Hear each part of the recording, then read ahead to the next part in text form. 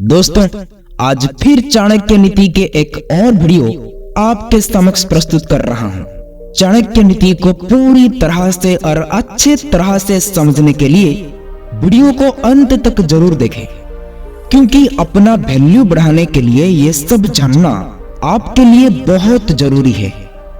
तो चलिए बिना देरी के ये वीडियो को शुरू करते हैं।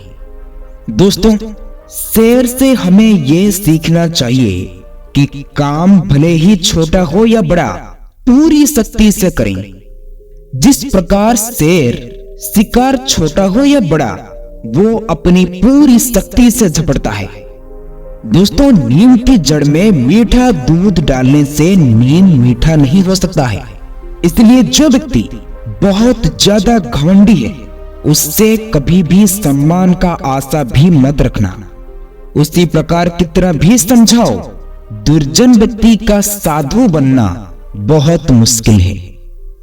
ब्राह्मण व्यक्ति गुरु, अग्नि, कुमारी कन्या, बालक और वृद्धों को पैर से नहीं छूना चाहिए, क्योंकि ऐसा करने से कोई भी आपको सम्मान नहीं देंगे।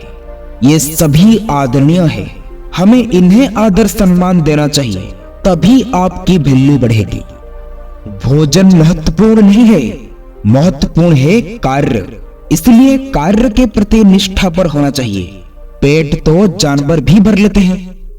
विद्या निरंतरता से बनी रहती है, परंतु आलस्य करने से विद्या का लोप हो जाता है।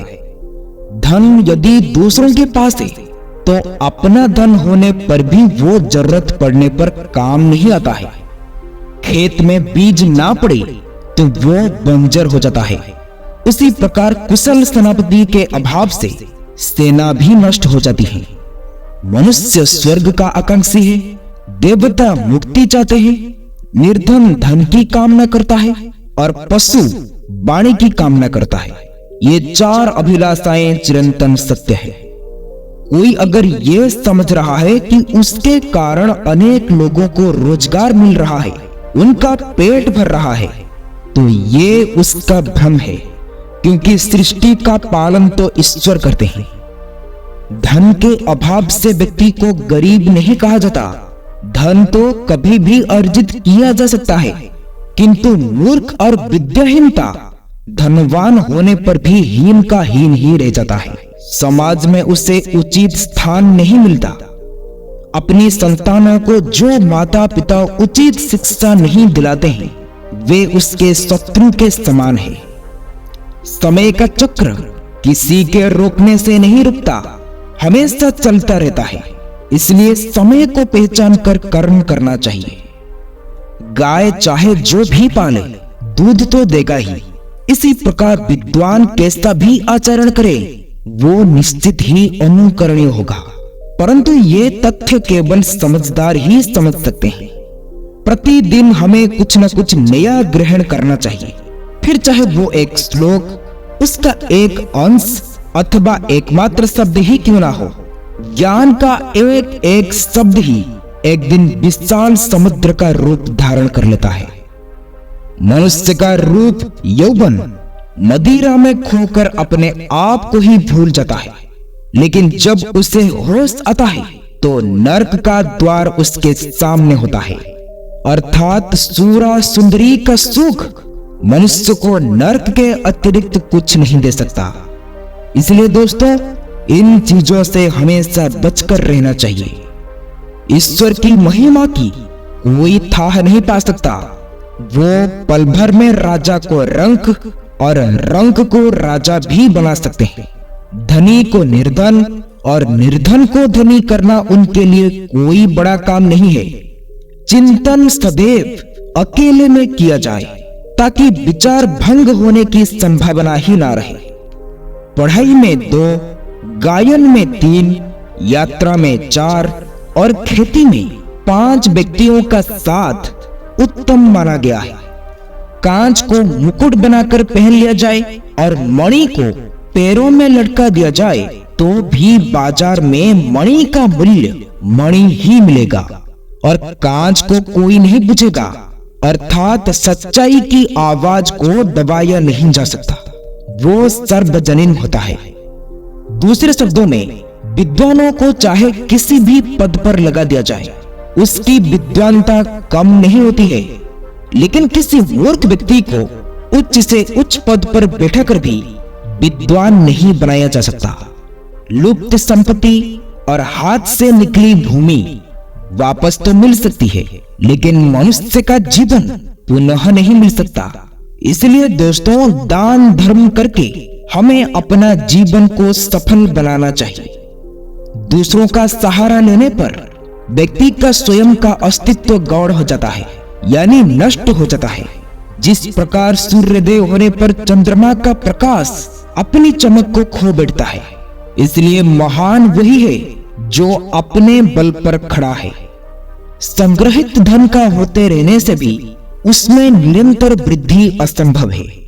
जैसे तालाब का पानी एक जगह पड़े रहने की वजह से दूषित हो जाता है, वो पीने योग्य नहीं रहता। इसी प्रकार यदि धन का सदुपयोग ना हो तो वो भी किसी काम का नहीं रहता। किसी से अपना काम निकलवाना हो तो मधुर वचन बोलो। जिस प्रकार हिरण का शिकार करने के लिए शिकारी मधुर स्वर में गीत गाता है। धन जीवन में महत्वपूर्ण है। जिसके पास धन है वे सबके अपने हैं। धनवान के लिए बुरे काम भी अच्छे हो जाते हैं। मूर्ख धनवान के बात तो सब सुनते हैं और अनेक मूर्धन्य विद्वान बने रहते हैं। आज के इस युग में ये शब्द कहीं अधिक महत्वपूर्ण है कि कोयल का रूप उसका स्वर है। पतिव्रता होना ही स्त्रियों की सुंदरता है। कुरूप लोगों की विद्या ही उनका स्वरूप है तथा तपस्वी का रूप क्षमा करना है। सभी औषधियों में अमृत प्रधान है। सभी सुखों में भोजन प्रधान है। सभी इंद्रियों में आंखें मुख्य है और सभी अंगों में सिर महत्वपूर्ण है। व्यक्ति के आचरण से उसके कुल का परिचय मिलता है। उसकी बोली से देश का पता चलता है। आदर सत्कार से प्रेम का और शरीर से व्यक्ति के भोजन का पता लगता है। जिस शहर में विद्वान, बुद्धिमान और ज्ञानी पुरुष नहीं रहते, जहाँ के लोग दान नहीं करना जानते, जहाँ अच्छा काम करने में कोई चतुर ना हो किंतु लूट खसोली सभी एक से बढ़कर एक हो, ऐसी जगह को गंदगी का ढेर ही समझना चाहिए और वहां के लोगों को गंदगी के कीड़े। जिससे फलों में गंध, तिलों में तेल, काष्ठ में अग्नि, दूध में घी और गन्ने में गुड़ है, उसी तरह शरीर में परमात्मा है। उसे पहचानना चाहिए। साधु जन के दर्शन से पुण्य प्राप्त होता है। साधु तीर्थों के समान होते हैं। तीर्थों का फल तो कुछ समय बाद मिलता है, किंतु साधु समागम तुरंत फल देता है। ईश्वर ना तो लकड़ी में है, ना मिट्टी में है और ना ही किसी मूर्ति में है। वो तो केवल भावना में होते हैं। इसलिए भावना ही मुख्य है। मां लक्ष्मी चंचल है।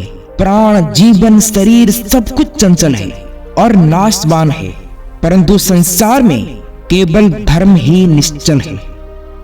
धार्मिक कथाओं को सुनने पर संसार में और रोगियों को देखकर व्यक्ति की बुद्धि का जो वैराग्य हो जाता है, यदि ऐसा वैराग्य सदा बने रहे तो भला कौन इस संसार के इन बंधनों से मुक्त नहीं होगा। जिसका हृदय सभी प्राणियों के लिए दया से परिपूर्ण है, उससे ज्ञान, मोक्ष और भस्म लेपन आदि से क्या लेना देना। जिस प्रकार अकेला चंद्रमा रात के शोभा बढ़ा देता है, ठीक उसी प्रकार एक अकेला विद्वान पुत्र कुल को निहाल कर देता है। जिन घरों में विद्वान ब्राह्मणों का आदर नहीं होता है, वेदों और शास्त्रों आदि का पाठ पठन अथवा कथा नहीं होता तथा यज्ञ नहीं किए जाते, ऐसे घरों को शमशान की तरह समझना चाहिए।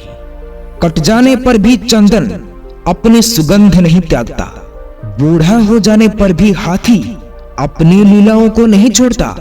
इसी प्रकार गरीब होने पर भी कुलीन अपने शील गुणों को नहीं छोड़ता।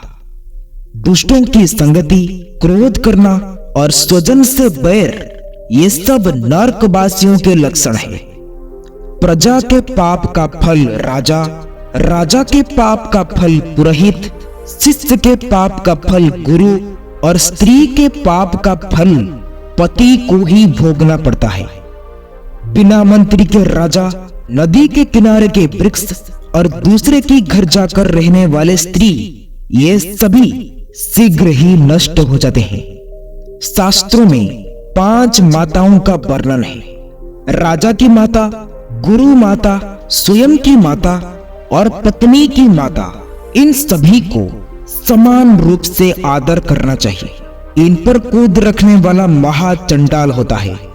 कन्यादान एक बार होता है, राजा की आज्ञा एक बार होती है, विद्वान एक बार ही बोलता है। ये कुछ बातें केवल एक ही बार होती है, इनकी पुनरावृत्ति संभव नहीं है। तांबे का पात्र अम्ल से, कांसे का पात्र भस्म से और नदी धारा के वेग से शुद्ध होती है। जिस प्रकार घिसने, तपाने, काटने और पीटने से सोने का परीक्षण होता है, उसी प्रकार त्यागशील गुण एवं कर्मों से पुरुष की परीक्षा होती है।